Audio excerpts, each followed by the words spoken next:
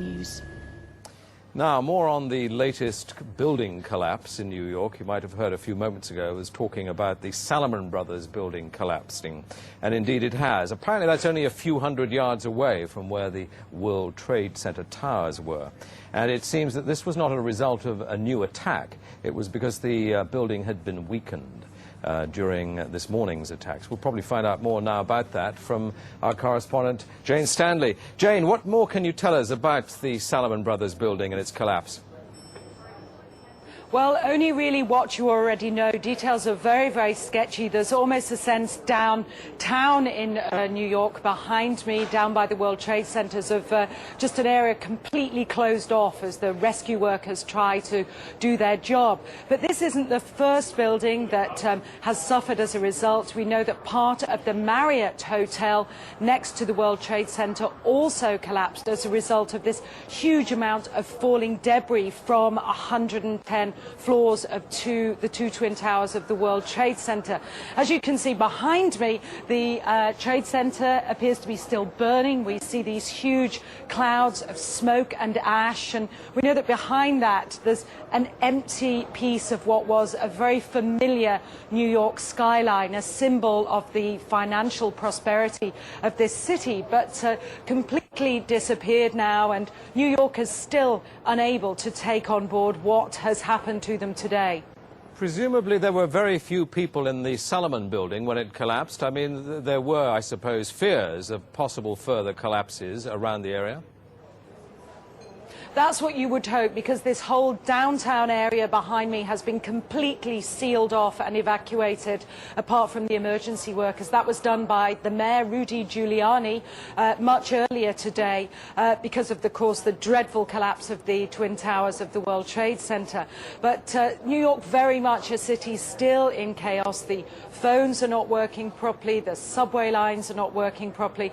And we know that down there near the World Trade Center there are 3 schools that are being turned into triage centers for emergency treatment. And I know that over in New York Harbor, where the famous Statue of Liberty is, there's a field hospital where 1,500 people are being treated. And we have heard, though it's unconfirmed as yet, that 100 New York City police officers have been taken there as well for treatment. But we do need to confirm those figures for the officers. It's now, what, some 8 hours since the attacks. Is there any estimate yet available of the number of casualties in the World Trade Center? I think we can only go at this point with the words expressed by the mayor of New York, Rudy Giuliani, that it's too frightening to think how many there could be. We know that it's about almost 300 people on the airliners that were used in these attacks. But you've got to remember, this was 9 o'clock in the morning on a Tuesday morning. It's busy in downtown Manhattan, in the financial district then. The World Trade Center itself has 50,000 workers. There are tens of thousands of tourists who go up there every day. The figures are almost too frightening to contemplate. You can understand why nobody yet wants to put a figure on them. Listening to the mayor, Rudy Giuliani, a bit earlier, one of his messages was, business as usual. We won't let this get us down. But presumably, a lot of Manhattan people must have fled the city to Long Island to get away from possible further attacks.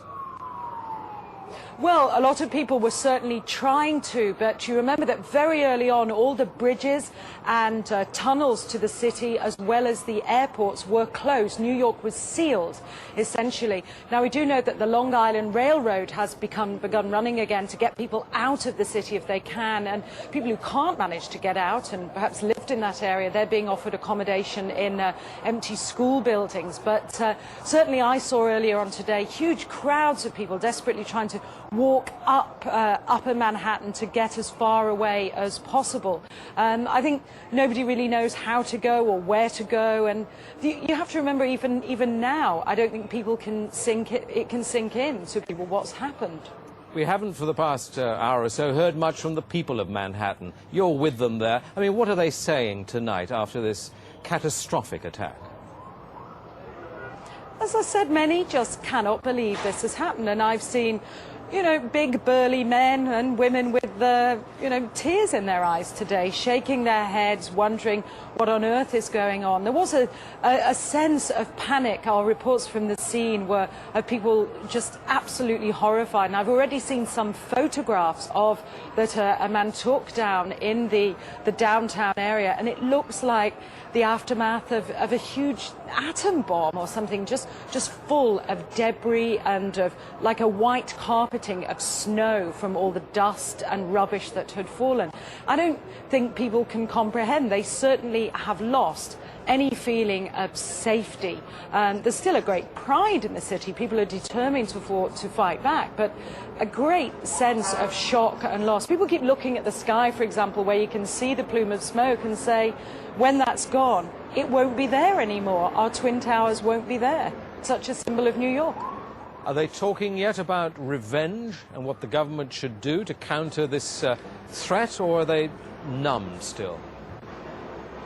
I think people are still numb, and I don't think people are talking about revenge in that way at all yet.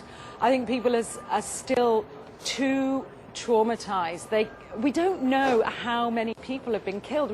We can't even put a figure. I think when you talk to people on they don't even say how many people might have been killed and injured. And I think that feeling, until the idea of the devastation, people don't really know what to say or what to think. I think they feel the bubble of their security as being in America has definitely been popped. This city and this country will not be the same.